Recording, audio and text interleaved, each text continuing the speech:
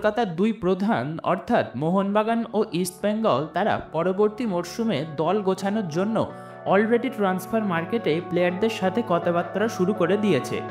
দুই দলের একটা কমন টার্গেটকে নিয়ে আজ আমরা কথা বলবো। তার আগে সকলে চ্যানেলটিকে সাবস্ক্রাইব করে রাখুন ইস্টবেঙ্গল এবং মোহনবাগানের সমস্ত ট্রান্সফার আপডেটস পেতে। প্লেয়ারটি আর কেউ নয়, নর্থ ইস্ট ইউনাইটেড এফসির উইঙ্গার জিতিন এমএস। এই জিতিন এমএসের কন্ট্রাক্ট এক্সপায়ার হচ্ছে এই বছরের জুন মাসে, অর্থাৎ সুপার কাপ শেষ হওয়ার পর।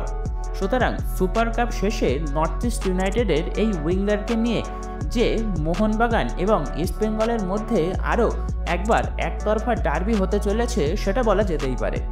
মোহনবাগান জিতিনকে নিতে চাইবে লিস্টনের একজন ভালো সাবস্টিটিউট হিসেবে এবং ইস্টবেঙ্গল চাইবে বিষ্ণু যদি তাদের হাতছাড়া হয়ে যায় সেক্ষেত্রে জিতিনকে ওই পজিশনে খেলাতে।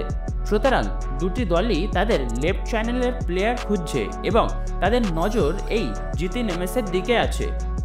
দেখা যাক সুপার কাপ শেষ হলে এই নিয়ে যদি আর কোনো আপডেট বেরিয়ে আসে সেটা আমরা অবশ্যই আপনাদের সঙ্গে শেয়ার করব। তবে তার আগে আপনাদের কি মনে হয় জিতিন যদি কলকাতার কোনো দলে সই করে সেটা কোন দল হবে, মোহনবাগান নাকি ইস্টবেঙ্গল? সেটি আমাদের কমেন্ট বক্সে অবশ্যই জানান এবং ভিডিওটি ভালো লেগে থাকলে বন্ধুদের সঙ্গে শেয়ার করে চ্যানেলটিকে সাবস্ক্রাইব করে রাখুন।